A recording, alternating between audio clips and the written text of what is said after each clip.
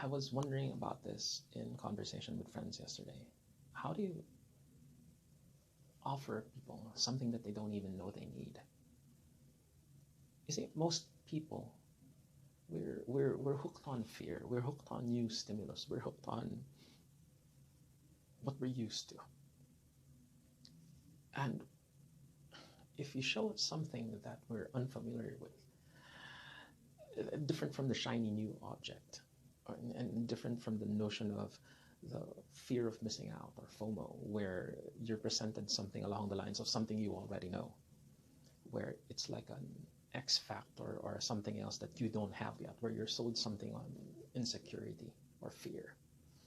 I'm talking about something you have no previous reference of. By example, most of us are reared on fear and pain, and we have no idea what it's like to be sold concepts like clarity of mind. Like, what does a clear head do?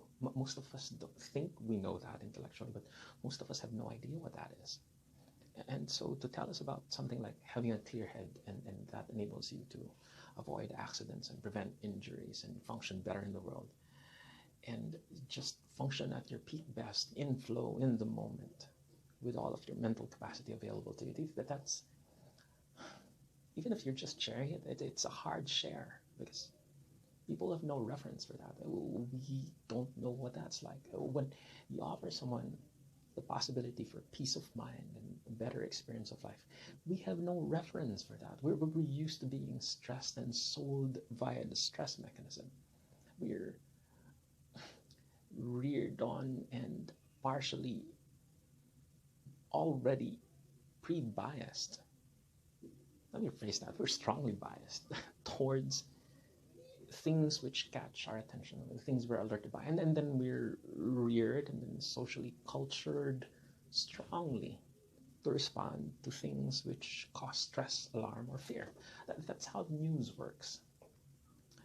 You are sold on an idea that's scary, and that hooks you, and then you buy into the idea, even if it's a fear idea, because, well, that got your attention. Lots of media is actually like that. If you were to base making videos and sharing content on what sells, you've got to make it based on what everyone else is doing, and what everyone else is doing is often rooted in fear, because that's what gets your attention. That's what riles you up. That's what gets you hooked and dependent and needing more and more and more. And of course, that's a vicious cycle. But to offer someone the opportunity for the reverse of that, for a clear head, less dependency, the ability to choose for themselves, to direct their lives the way they'd like to live well in even a rather messy and chaotic world, and to bring out their gifts in that world. This is a foreign concept. If you tell people that it's possible to have a better experience of life, they look at you like you're strange, like, huh?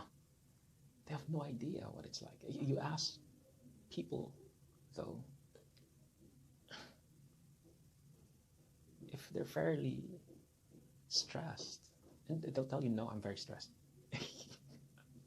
But they have no notion, they have no concept of the reverse, what it's like to have a clear mind and a less stressed or an even peaceful, tranquil, happy, joyous experience of life. It's so foreign. And yet, that's this invitation. What would happen to you if it were possible at all that, let's say, you were awake like 16 hours during each 24-hour period? What would it be like if for most of those hours you had a peaceful, tranquil, happy, functional, useful experience of life? What would it be like if you were just less in your own way? What would it be like if you were less chasing your own tail? What would it be like if you were less afraid of your own shadow? What would you be like in the world if you were able to express yourself without fear of what other people would judge you as? What would it be like to function from flow and do your best in whatever field you happen to be in, and for you to actually, for the first time, be fully present as a person, a human being in front of another human being? People don't know. And yet, that's this offer, that those conversations are possible. And it just takes sitting down with anyone with any degree of clarity of mind, because we all have it. It's there. It's an untapped potential, the untapped potential of who we actually are and who we were before all of these layers were piled on. And when we get to that core, it opens up a whole world of possibilities. But the first step is to sit with someone who even remotely knows of that possibility and see where that goes. And it's like tapping people on the shoulder and hoping somehow that they kind of wake up. And the cruel version of that would be to tap someone on the shoulder and rouse them and force them to wake up before it's time. But to invite them into a conversation that opens up the possibility of a fulfilling life. And I'm not talking about just material success, because a lot of people have all the material success and they kill themselves. They have a horrible experience of life. I think that's what I'm talking about. There are days when things are great and there are days when things are horrible. But if you look at the general baseline of circumstances for relationships, for their finances, and for their health, it's basically the same day, Monday and Tuesday. What changed? And it's more than just like a state of mind thing. It's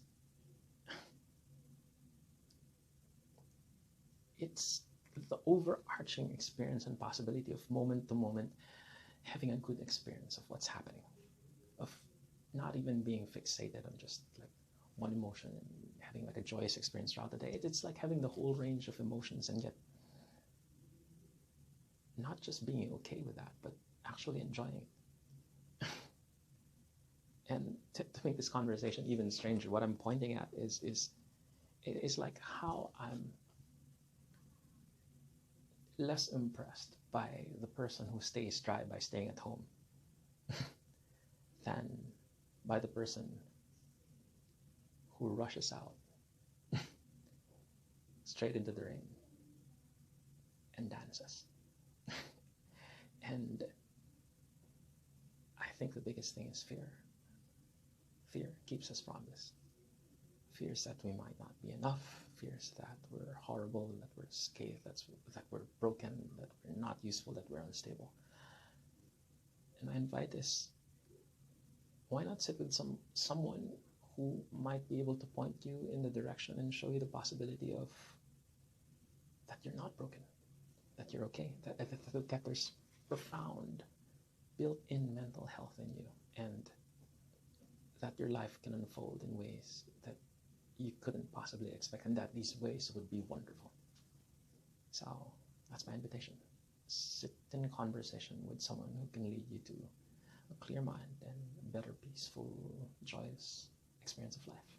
Clear mind and a great experience of life. I think we're all looking for that.